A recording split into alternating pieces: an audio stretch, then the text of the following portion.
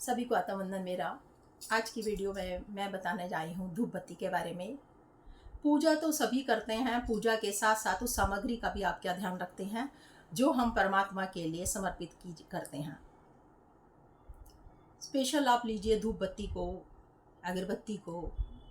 आपको इससे ही मतलब है कि वो धुआं दे रही है, या इस चीज़ को भी ध्यान में रखते हैं कि हम कहीं परमात्मा को खुश करने के चक्कर में इस नेचर को तो नहीं खराब कर रहे, नेचर को तो कष्ट नहीं पहुंचा रहे। अगर इस बात को आप ध्यान रखेंगे तो अवश्य जिस प्रकार से किसी मेडिसिन पर इंडिकेशंस लिखे होते हैं कि आपको इसमें ये सॉल्ट मिला हुआ है, ये चीज़ मिली हुई है, उस धूप बत्ती के बॉक्स पे ज़रूर देखें कि उसके ऊपर क्या लिखा हुआ है। इसमें कुछ ऐसी सामग्री भी लिखी हुई है जो इस वातावरण को खराब नहीं करती। और ये धुआं केवल यही नहीं है कि वो वहाँ पर धुआं जा रहा है, वो हमारे अंदर भी तो जा रहा है।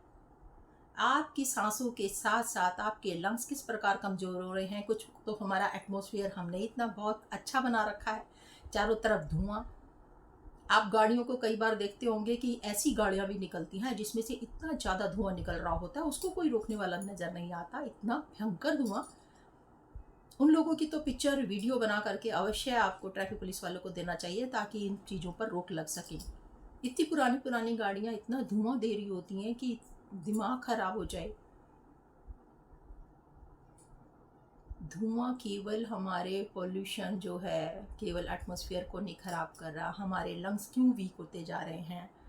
कुछ कोरोना की वजह से हमारे लंग्स पहले ही कमज़ोर हो चुके हैं, और इम्यूनिटी बढ़ाने के लिए हमें योगा, प्राणायाम, ये चीज़ें तो अवश्य ही करनी है। लेकिन इन चीज़ों को जिनको हम जान चुके हैं उस पर अवश्य ध्यान करें कि धुआं कम से कम करें। अगर ऐसी अगरबत्ती आपको नहीं मिल रही है, धूप बत्तियाँ नहीं मिल रही हैं, तो ना जलाएं। परमात्मा ये थोड़ा ना कह रहा है कि तू धुआं करेगा तभी मैं खुश होऊंगा। गाय के उपले हैं, उसके ऊपर कपूर डाल सकते हैं, उसके धुनी दे सकते हैं। और इतने अच्छे अच्छे लोग बना रहे हैं कि 100% प्योर चीज़ें जो मिलें।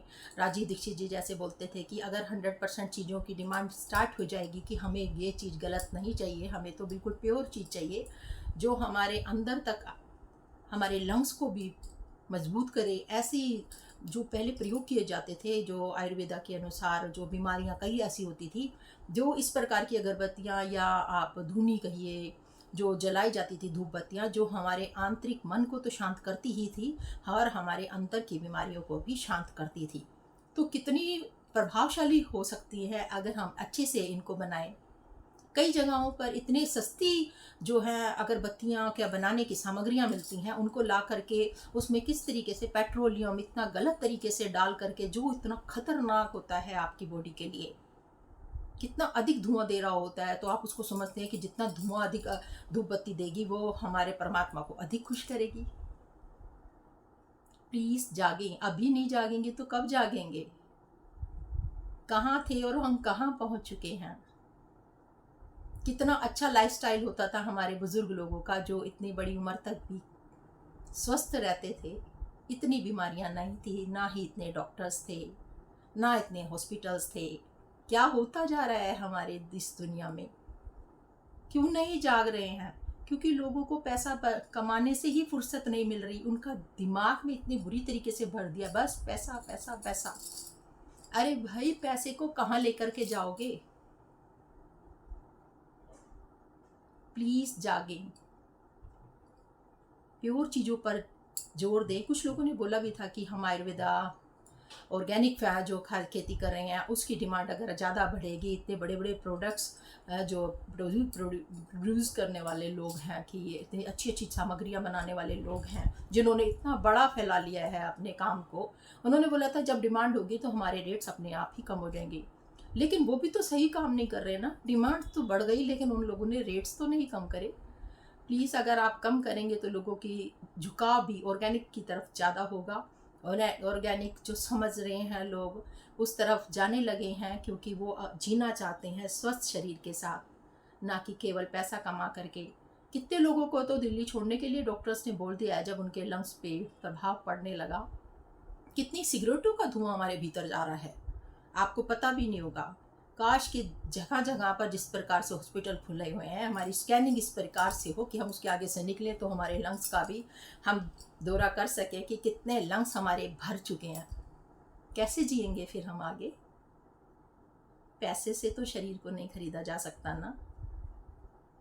इस शरीर की अहमियत को समझें, इस नेचर को कुछ प्रदान करें, ना कि उसको भ्रष्ट करने की कोशिश करें, उसका बुरा हाल करने की कोशिश करें। किस तरीके से प्रकृति को हम तंग कर रहे हैं, किस प्रकार से सड़कों को बार बार खोदा जाता है। प्लीज़ समझे इस बात को। आशा करती हूँ कि आप धूप बत्ती अगरबत्तियों को ध्यान करेंगे, जिसमें प्योर चीज़ें, ऐसे ऐसे भी चैनल्स बने हैं जहाँ बिल्कुल प्योरिटी की चीज़ें दिखाई जाती हैं।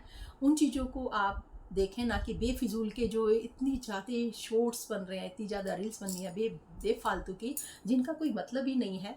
आप उनको देख करके टाइम पास करें। इससे अच्छा है कि कोई ऐसी जीवन को जो हमारे सुधारे, अच्छी चीज़ देखें ना आप। ऐसी चीज़ों को सर्च करें जो हमारे लाइफस्टाइल को चेंज कर दे। ऐसे चैनल को सर्च करें। बहुत अच्छे लोग हैं जो अच्छे कार्यों के लिए काम कर रहे हैं, ताकि लोग जागृत हों, लोग समझें कि हम आपके जीवन को बचाने आए हैं, ना कि खराब करने। आयुर्वेदा की तरफ आएँ, होम्योपैथिक, यूनानी, इन चीज़ों को अपनाएं, कोशिश करें। लास्ट में होता है कि जब नहीं संभलता तो ऐसा नहीं है कि हमें इन डॉक्टर्स के पास नहीं जाना पड़ता, एलोपैथी के पास नहीं जाना पड़े। उसके खिलाफ तो नहीं कहेंगे, वो भी अपनी जगह बहुत सही है, लेकिन बहुत कुछ गलत हो रहा है। ये सब लोग समझ रहे हैं क्यों हो रहा है। कई डॉक्टर्स अच्छे नहीं मिलते जो हमें लगता है कि हमें ठीक कर रहे हैं, और कहीं ना कहीं उलझाए रखते हैं, ये करना है वो करना है, बार बार टेस्टिंग्स लिखी जाती हैं। कैसे चल रही हैं लैब्स? इसी कारण से तो चल रही हैं। अपने शरीर के लिए जागें और दूसरों को भी जागृत करें। आशा करती हूँ कि आप इस चीज़ को गौर से महसूस करेंगे अंदर तक कि हमने अपने शरीर को, अपने नेचर को बचाना है। Thank you.